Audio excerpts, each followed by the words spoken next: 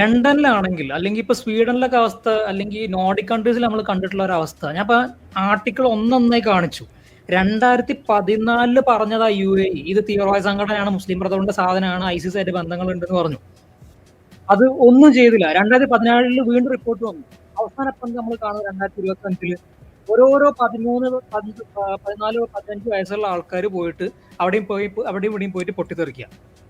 എന്നിട്ട് Muslim Brotherhood $100 million US tax അതായത് ഈ സ്വീഡനിലെ ടാക്സ് പേയർ മണിയിൽ നിന്ന് എടുത്തു, ബാങ്കിൽ നിന്ന് ലോണ്ടർ ചെയ്തു എന്ന് പറയുകയാണ്.